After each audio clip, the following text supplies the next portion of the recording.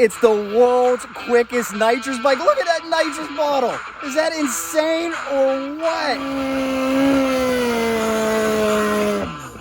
I'm pumped for this one, Cycle Drag YouTube. Two amazing motorcycles, 1980 GS 1100. Here we've got the world's quickest street tire GS. What is similar on these bikes? We're about to find out.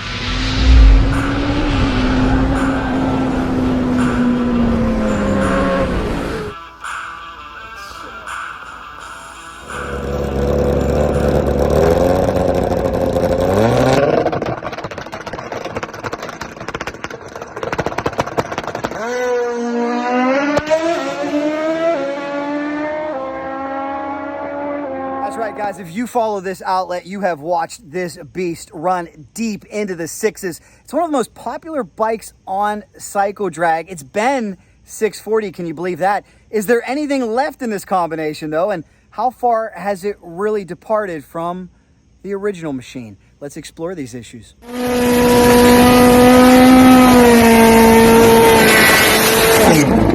And here is the fearless owner of this machine, Mr. Brad Mummert. Always good to see you. Thank you for having me here to York, Pennsylvania. You retired since the last time I saw you, but yes, sir. Even though you retired from Harley, it looks like you're busy with these metric bikes, yeah, huh? Retiring from Harley just means I get to spend more time in the garage working on this, and I thought it'd be retired from racing, but that hasn't happened either. The addiction's strong, so I'm going to keep doing it till the wife says I can't anymore. Not at all. Well, it's really, really special that we got these bikes side by side. So let's figure out what is similar, if anything, on them after several modifications.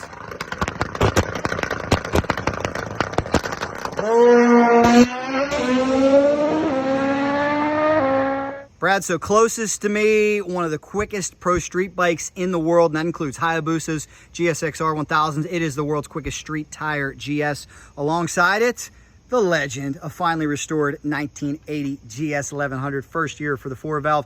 Here's the big question. Besides the paint, what, if anything, is the same?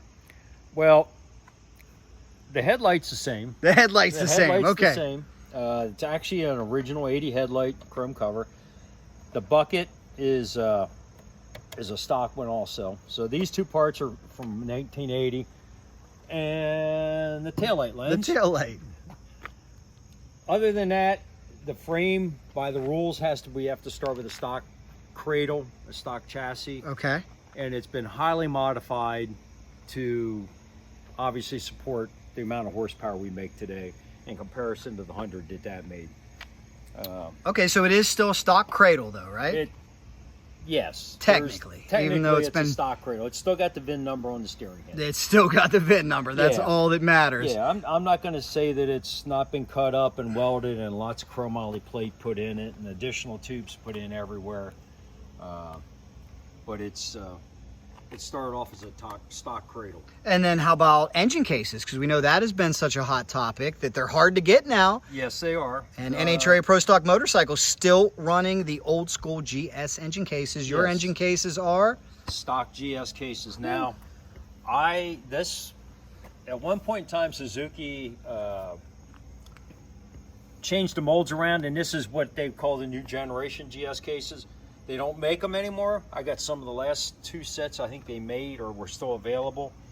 I got these sets I think in 19, but they were brand new from Suzuki at that point in time. Most of the guys running the classes or running these still have to use the used cases, but I was fortunate to round two sets of them up.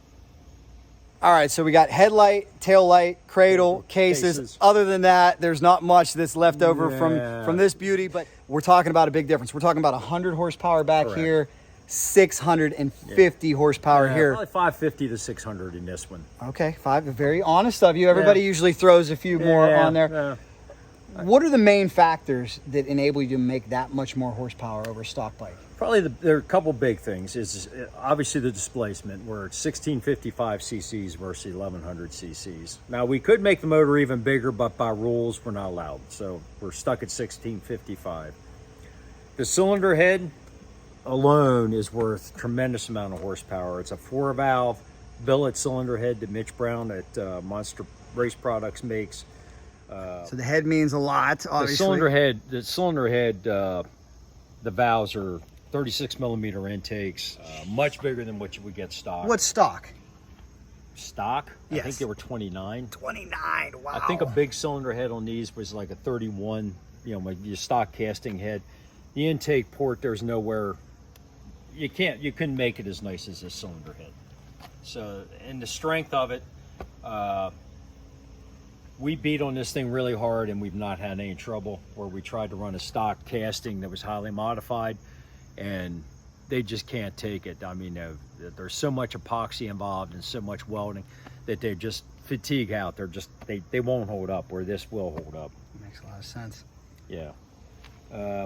So then probably the next thing, you know, obviously the block, well, that's how we get our 1655 displacement. It's an 89 millimeter bore. Normally we run Vance and Hines cylinders, CP pistons, and then there's a Vance and Hines crankshaft in there. It's the same design as a stock one, just much better. It's all billet. The connecting rods are CP connecting rods. Bearings are bigger diameter, it's stronger. The whole crankshaft itself is a much more robust unit than what used to come in them stock. And again, we couldn't be making the amount of horsepower we make without it. We could do it for a couple runs with a stock crank. It just isn't going to last, where this one has been in for the full season. We haven't had any trouble with it. So those are the big ticket items that really help us. Electronic fuel injection has been huge. When we converted over to electronic fuel injection, that's been being able to get the tune-up across the whole quarter mile when we're spraying all the nitrous that we're putting in the motor, and getting the tune-up correct in all those spots has been huge. It's all around the power management. So the throttle bodies are a little unique than what a lot of guys are running. A lot of people run the electrons, but normally the injector would be placed at the bottom of the electron and shoot in. I actually have a set that's done like that. George Baber down in Florida did this set where we mount the injector behind it, kind of like the old Formula One technology, and shoot it straight down the intake port. And then what we've done on top of that is we made another bracket where we mount one of our nitrous nozzles above, and we actually run 2 stages of nitrous and shoot it straight down the intake port also, along with a third kit. It's mounted in the cylinder head here. Wow. So normally it's got 3 stages of nitrous on it. Doesn't mean we run all 3 stages all the time, but they're there if we need them. 3 stages of nitrous. This one runs on sheets 87, correct? Correct. Wow. Correct. Well, you know, what a difference working on both these bikes. What was it like? You've done a really immaculate job restoring this motorcycle. What was it like working on this old street bike? I remember now why my first big street bike was a silver 1100 just like this, which is why that bike looks the way it looks, because I really like the silver paint scheme.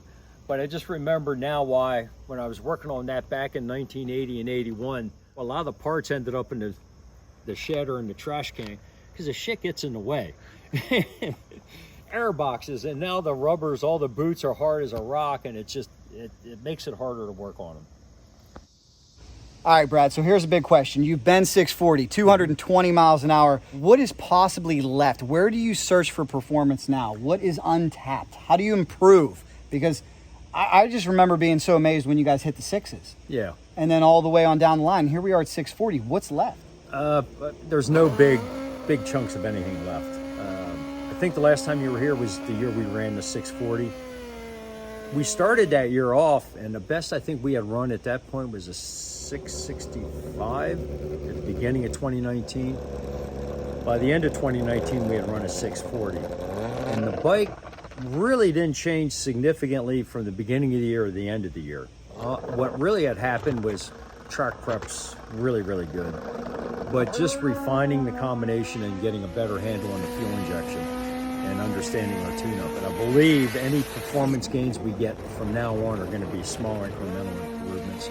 Based on our tune-up gets better, we find that we do something a little different with timing. Nitrous, that's why we're playing around with a nitrous delivery system. Before we used to run nozzles. Now we're going to try and shoot it straight down the intake port. The throttle bodies have been changed. Trying to look for anything to help help make it a little bit better. If we pick up a couple hundreds here, a couple hundreds there, it's all a bonus. So I'll give you an explanation on the NITROUS bottle. How many passes do you get out of that? Well, we fill it every run. Fill it every run. Yeah. Now, it's 12 pounds. Yeah, 12 pounds. If you think of it like a garden sprayer, so the biggest thing you want to do is keep the pressure from dropping as you're going down the run. So this big bottle, we use a smaller percentage of the volume than you do on a small bottle, like a 5-pounder, where you use up probably 50% of it, or this we're only using up 20%. So the pressure stays more consistent with this. And based on it being a carbon fiber bottle, empty, it weighs the same as a 5-pound aluminum tank.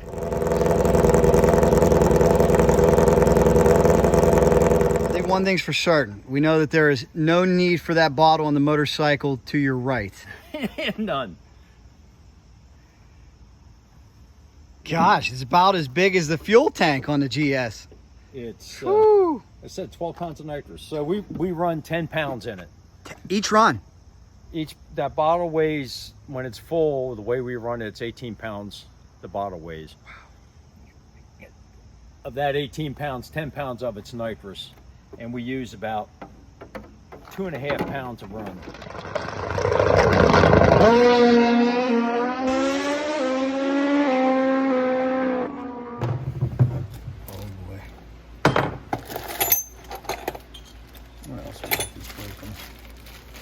Cases. There's bits and pieces of cases.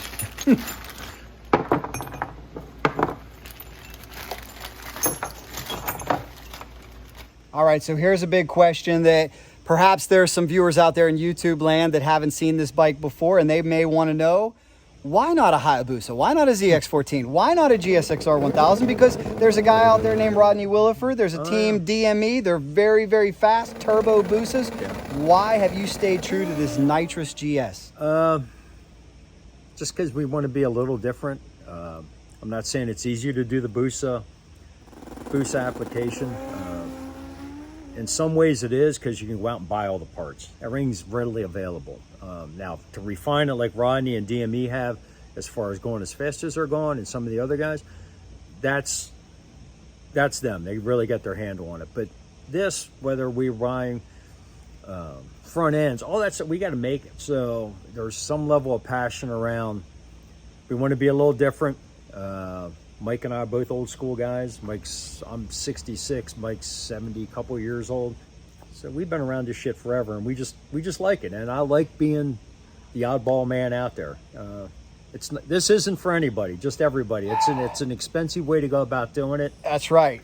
Well, that's what I want to say, is it's nice to see you with a smile on your face. I've been here for several years, and I remember at some points, you know, after you get back from a bad race and you've blown a couple things up, you're like, I don't know if I got it left in me anymore. But you've stood the test of time, and you guys have absorbed a lot of development costs. I mean, I showed you a while ago the shelf of shame with lots of pistons and parts that we tried that didn't work. I got camshafts we've tried. I got a lot of stuff that we've gone through that didn't work or worked a little bit, and then we thought if we change this, it might be better.